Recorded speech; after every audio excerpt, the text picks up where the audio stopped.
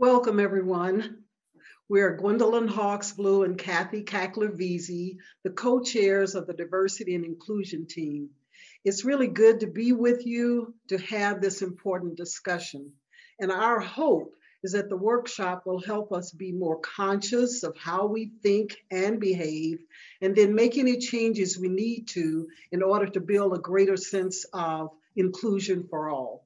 Now, we ask that each of you get a piece of paper and something to write with. We'll use those just a little later in our workshop. And feel free to post your thoughts in the chat throughout the workshop. Let's take a quick look at something here now. Our brain is hardwired to trust what's familiar and be suspicious of what's unfamiliar. It's a basic survival instinct that's helped keep us safe for thousands of years. We unconsciously sort things into familiar versus unfamiliar, same versus different, them versus us. Here's a test. How do you feel about people who own a handgun, don't attend church, Vote for the other candidate, are on welfare, don't eat meat, have tattoos, don't believe in marriage, drive an electric car, didn't go to college, don't speak English, curse, are over 60, are disabled, drive the speed limit, love cats, love dogs? Can you feel your brain sorting people into groups? Was there a little them versus us happening? It can happen unconsciously.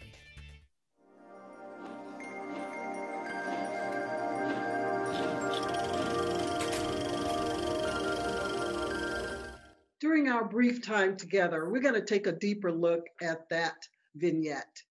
We have prepared a workshop agenda. There's no need to write this down. We just provide it so you'll have some idea of how our time together will flow. I do want to remind you, please mute yourself except when you have a comment to share, because background noises will interfere with everyone's ability to hear. The Diversity and Inclusion team is a Community of Christ World Church team whose members are appointed by the First Presidency. The purpose is to provide education and training about diversity concerns and issues, which will lead to actions of advocacy, peacemaking, and inclusion throughout the church, in congregations, and within communities. We have identified ground rules that will help create an open, productive, and safe environment for today's workshop. Let's review those now and what they mean. Honor the speaker. Listen with full attention. Work to silence your inner voice that wants to interrupt. Suspend assumptions. Acknowledge that we have learned stereotypes and assumptions about others. Try to suspend those. Speak from your experience, not theoretic, academic, or historical perspectives. Use the ouch technique.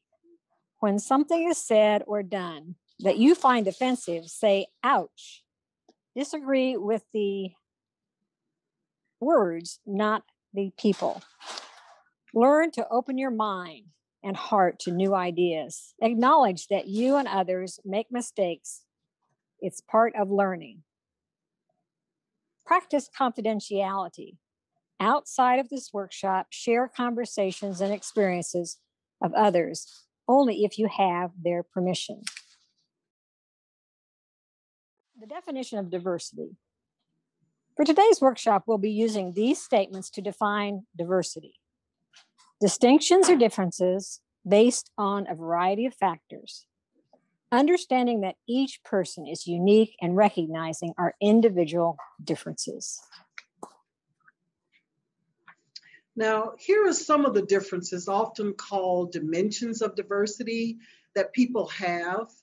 People are born with some of these dimensions. Other differences are by choice or designated by culture. Some differences are visually apparent, others are not. Each difference has an impact on our lives within society. Now, I've put the term race in parentheses because although we often hear and use this term, race is not real in the biological sense. It is, however, a lived experience. The term race is a social construct that had its beginning with the decision to categorize people based on skin color. Ethnicity is a fact or state of being belonging to a social group that has common national or cultural traditions, shared ancestry, language, geography, customs, and other items. I want you to think for a moment and look at the differences shown on the chart. Pick 4 of your dimensions of diversity that are important to you and insert in the sentence format, I am blank, blank, blank, and blank. For example, I could say, I am a woman of African descent who is over the age of 60 with a college degree. Okay? Now ask yourself, how might these same 4 diversity dimensions or differences impact you in different situations? How might these same 4 diversity dimensions or differences impact you in employment or career opportunities, social interactions, organizational affiliations, healthcare provision, handling a business transaction? Now, I have a question for you. How many of you believe that dimensions of diversity have had or do have an impact on your life? You can share in the chat what area of your life has been impacted by a diversity dimension. Many of us agree that our diversity differences can and do affect our lives.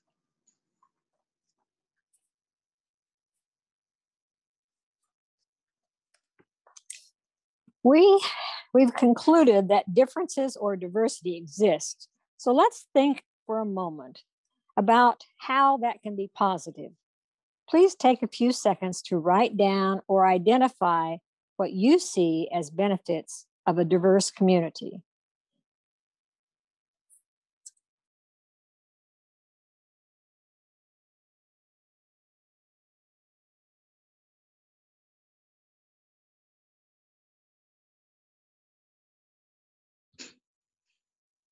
I imagine that many of you have determined that there are benefits to having a diverse community.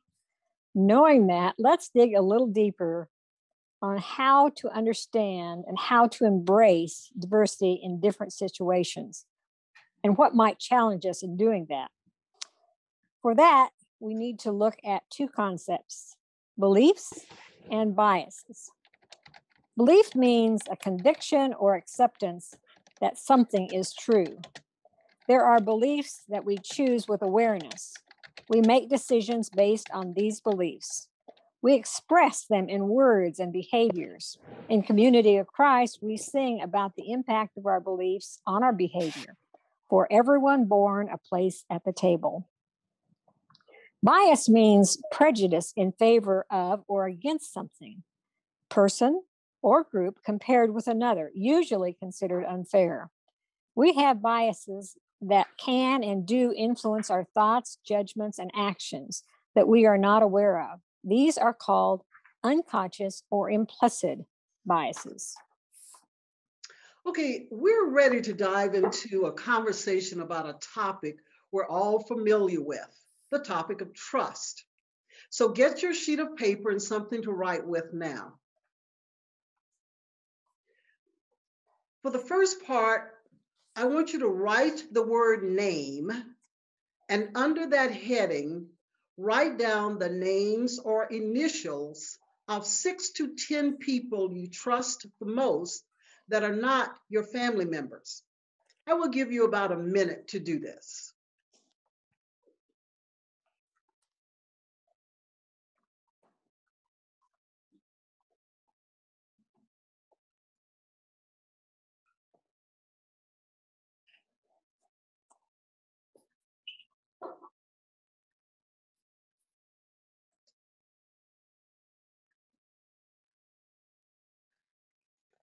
Think we got a minute gone now?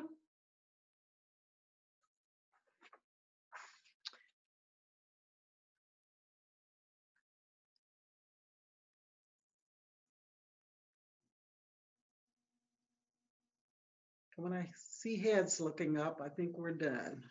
Okay, now the next step. Draw the remainder of this chart showing the headings listed. So across from name, you will have gender, age, ethnicity/race, sexual orientation, education level, disability, mental or physical, and political party.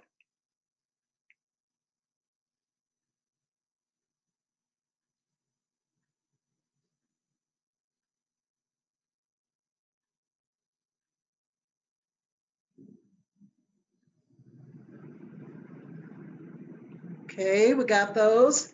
Now, to move us along, I'm going to read the list of diversity dimensions as they're shown on the chart on the screen.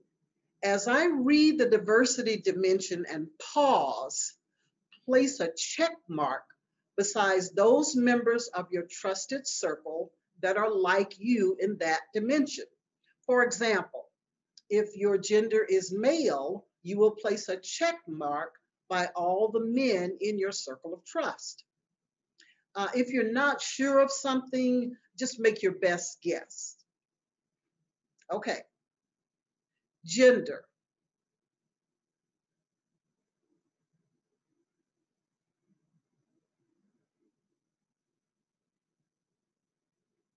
Age.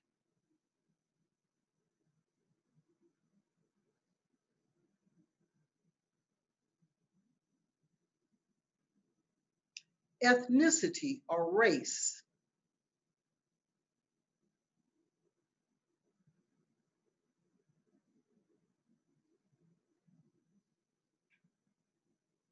Sexual orientation.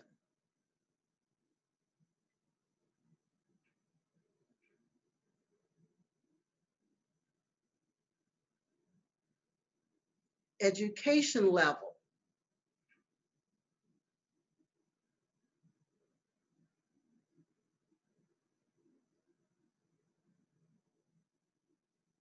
Disability, mental or physical.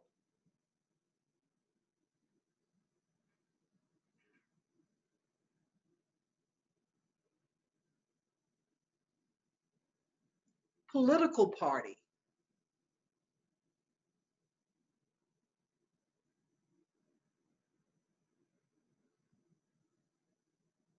We will now go back into your same breakout room for 5 minutes. In the breakout groups, discuss, what did you learn from this exercise? What did you become aware of?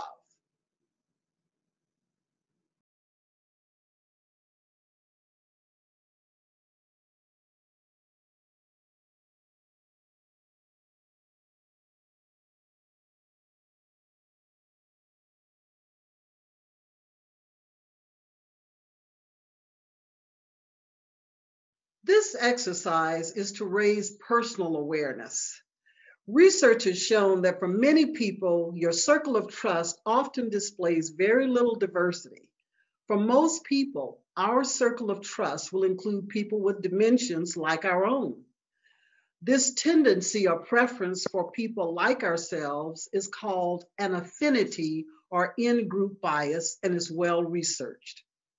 Studies show that in general, people extend not only greater trust, but also greater positive regard, cooperation, and empathy to our affinity group as compared to those outside our group. This preference for people like ourselves is largely instinctive and unconscious. Now, if some of you have a diverse inner circle of trust, meaning several people of different dimensions from you, ask yourself, what life experiences has brought this diversity into my inner circle? If you wish, you can share a post in the chat. We're now going to view a video that explores how biases develop and the impact they have on our behavior.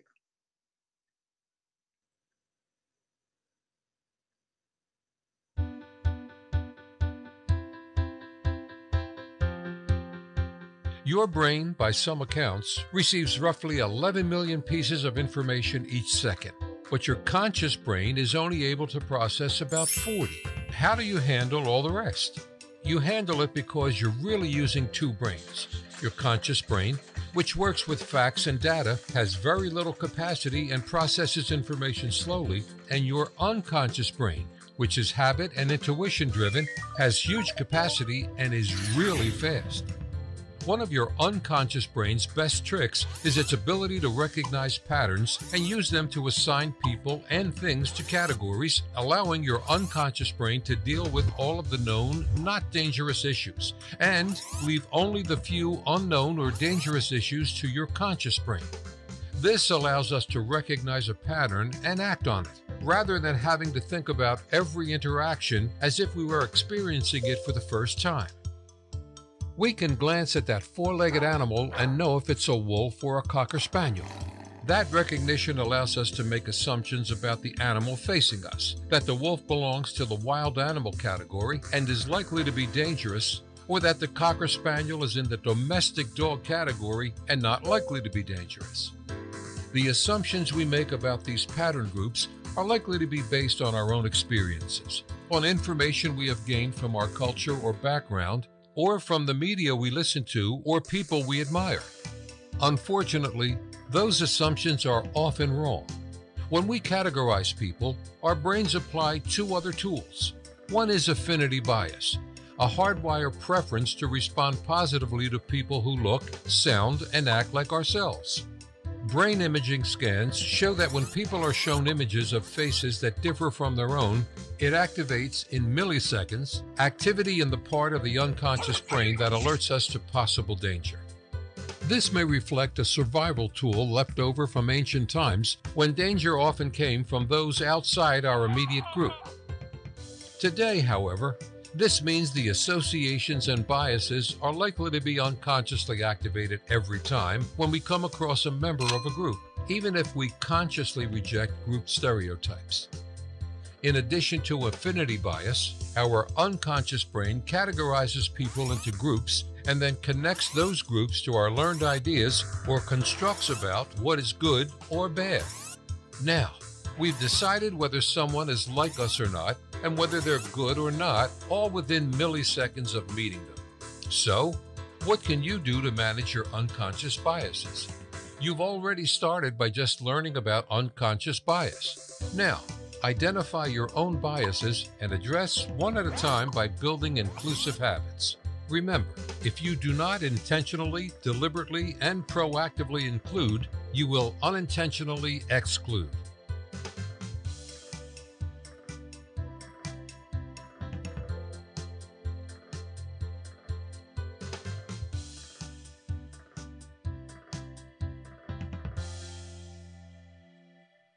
So what we know then are some characteristics of unconscious or implicit bias. Number one, unconscious or implicit bias operates at the subconscious level. We are not consciously aware that we have the bias. Number two, unconscious or implicit bias happens when you form a quick opinion about a situation or person without consciously being aware of it. Automatic mental associations occur when you initially meet someone. And three, for example, well-meaning people who consciously reject racism or other biases may unwittingly act in ways that result in discrimination because of implicit bias. This does not mean that the individual is overtly racist. Our perceptual lens, how we see things, are shaped throughout our lifetime by social norms impressed on us from our backgrounds, such as family, religion, and peer groups. We're also influenced by our personal experiences, societal stereotypes, institutions, and media portrayals. These perceptions can potentially result in biased thoughts or actions. I want to share a story about that happening. And this incident was shared with me by a participant in a diversity class I taught a few years ago. A young recruit in a military boot camp had never been around a Black person in his life.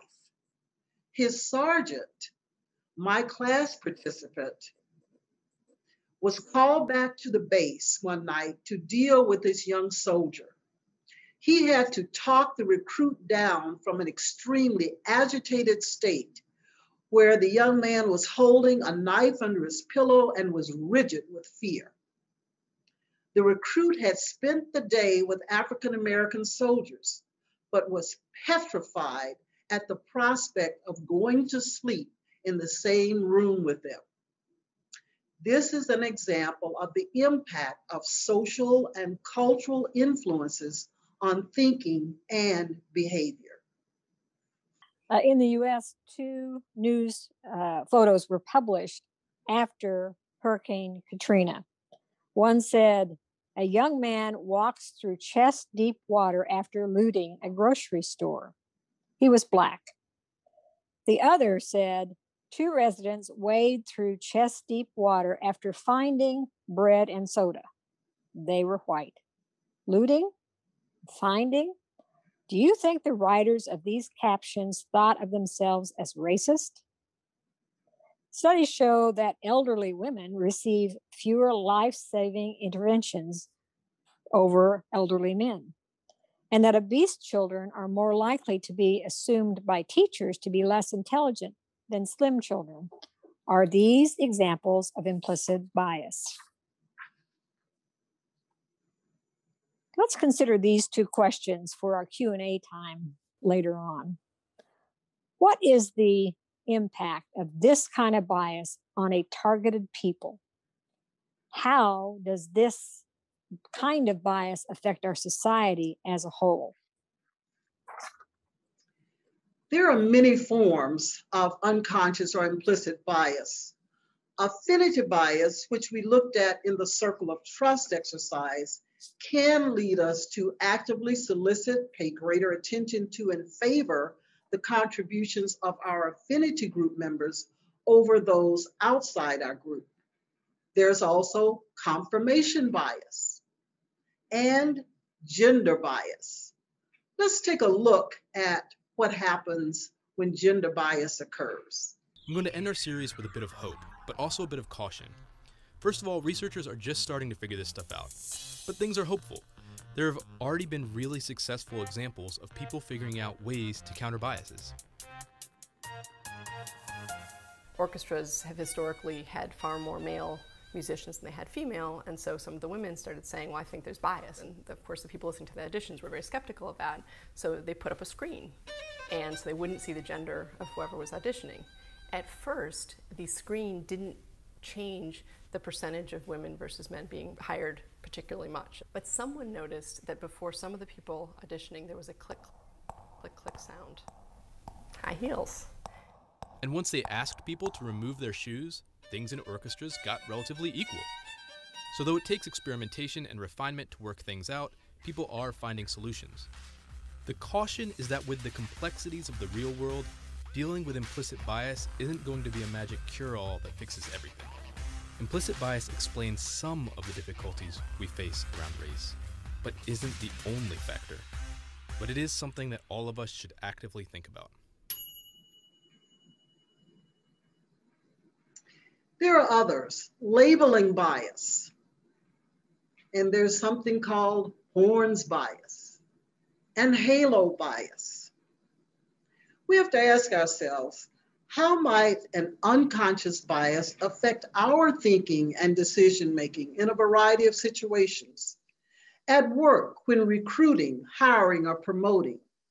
In a meeting, who is listened to and who is not listened to? At church, who is asked to participate in a worship service? Unconscious bias can lead to deadly outcomes. For example, in the USA, labeling bias may have occurred when Tamir Rice, a 12-year-old Black boy playing with a toy gun, was shot and killed by a policeman within seconds after the policeman arrived. I want to share one personal story about how unconscious bias has affected my family. In 2020, my son Timothy was waiting for me to pick him up at a bus station.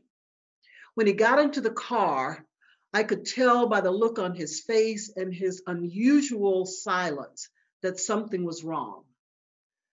When I asked him, he said that a couple of policemen had questioned him repeatedly about why he was going in and out of the bus station door. They were not questioning white men who were doing the same thing. He was so unsettled by their intrusive behavior toward him, singling him out for questioning, that he struggled internally that day and part of the next about whether to call the police station to complain about what happened. Timothy had not reacted aggressively or become belligerent with the police, but I could sense how disturbed he was by the indignity of that encounter. It grieves my heart that my son Tim had to endure that demeaning experience. And yet, I feel profound relief that the situation did not end with violence. The good news is that there are actions that we can take to get ahead of unconscious or implicit bias. Today, you are taking a basic step that needs to continue, getting education about unconscious bias. Awareness of your unconscious bias is helpful, but it does not get the job done completely. We have identified the fact that unconscious bias is automatic. So another kind of fundamental action is to be mindful. Instead of snap judgments or knee-jerk reactions in a situation, pause, think, and then respond. Here are some other steps you can take to deal with unconscious bias. The IAT Implicit Association Test consists of over a dozen tests measuring unconscious bias with respect to disability, race, age, gender, mental health, sexual orientation, religion, and more. It tests how quickly or slowly you associate negative or positive words with different concepts. Number 2, think of a stereotype and then say no. And then think of a counter stereotype and say yes. People who do this have greater long-term success in interrupting their conscious bias with in respect to that stereotype. For example, women who are too temperamental cannot be negotiators. No. Think of Angela Merkel. Yes. Number 3, it is easier to think of men as leaders. Study successful female leaders. Pay attention to individuals in counter stereotypical roles, such as male nurses, female airline pilots, athletes with disabilities, or stay-at-home dads. Number 4, cultivate work, personality, or personal relationships that involve people with different social identities. Ask them how they view things. That opens you up to new ways of perceiving and thinking. This step forces you out of your comfort zone and allows unconscious to become more conscious and forces you to dismantle stereotypes that create new ways of thinking. Number 5, actively seek out cultural and social situations that are challenging for you, where you are in the distinct minority or are forced to see or do things differently. For example, attend a church service of a congregation with people who are ethnically different from you, or attend a cultural celebration that involves customs and people you have never been exposed to, such as LGBTQ+ events. The more uncomfortable you are in these situations, the more you will grow and learn. Number 6, do what you can to walk in others' shoes. Look through their lenses and see how they view and experience the world. Join a group that is different, like being the male ally in a women's affinity group. This action will help you develop empathy and see people as individuals instead of lumping them into a group and applying stereotypes. Number 7, look for and find commonalities with colleagues who have different social identities from you. Do they have pets? Children attending the same schools? Do they like to cook or golf or volunteer as you do? Research shows that when you deliberately seek out areas of commonality, you will behave differently toward them and exhibit less implicit bias. Number 8, whether they're positive or negative, gut feelings can sometimes lead us astray. When you feel the impact of bias, challenge these gut feelings by looking at concrete factors. For instance, if you find yourself walking quickly past someone of another group, ask yourself, is there anything that person is actually doing to make me feel threatened? And number 9, your unconscious mind sees and reacts to visible difference, even if you consciously believe you don't. Research demonstrates believing you are blind to people's differences makes you more biased. A better course of action, acknowledge these differences and work to ensure that they are not impairing your decision-making, consciously or unconsciously. In the 20th century in the USA, we were taught to avoid differences, and the emphasis was on assimilation, some melting pot theory.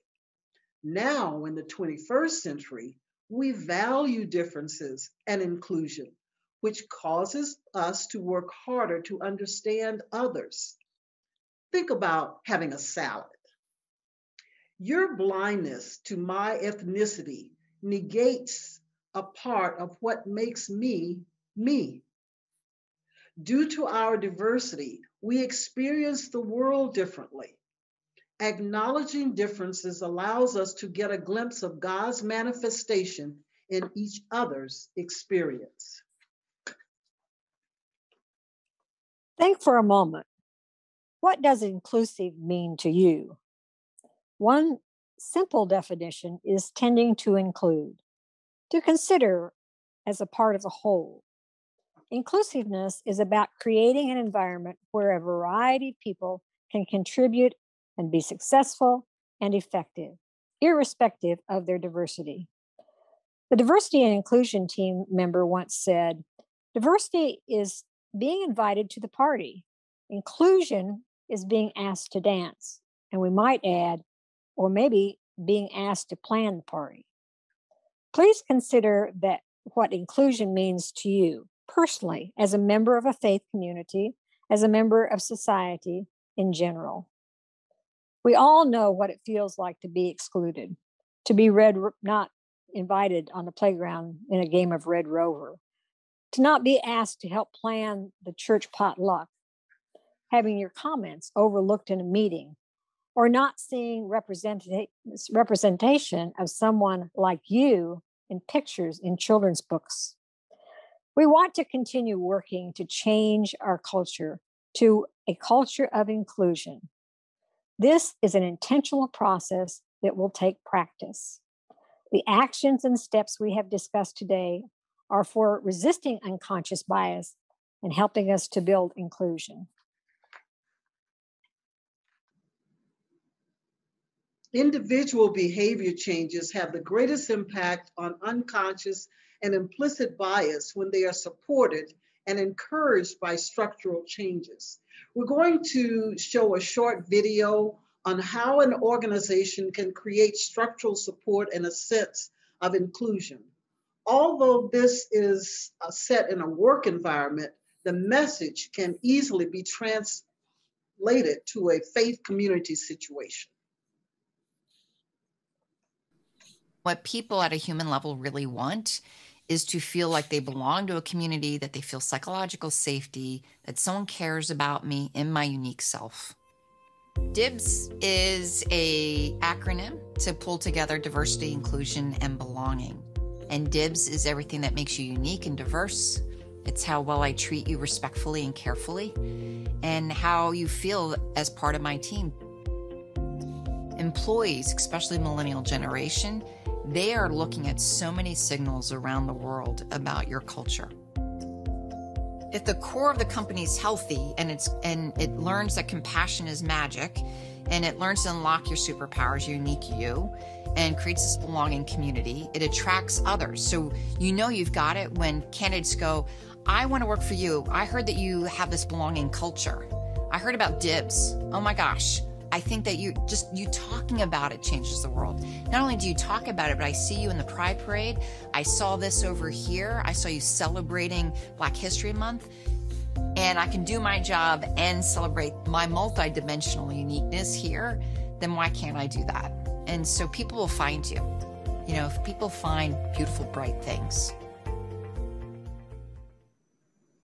The video may have triggered some ideas for you about how we can build a sense of inclusion. Through conversation, we have the power to reveal what we have in common, to break down bias, and to connect with people based on who they really are at heart instead of what others assume about our appearance.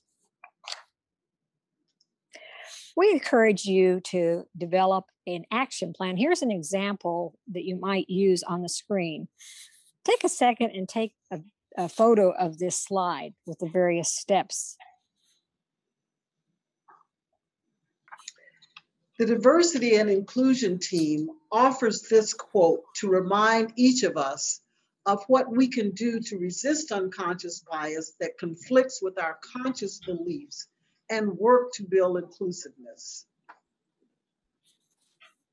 To reach others, we have to first know ourselves.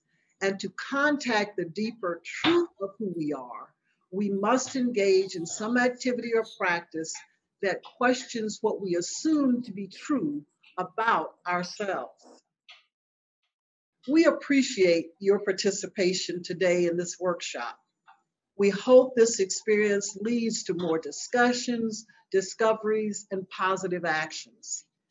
This is one step on a lifelong journey for all of us.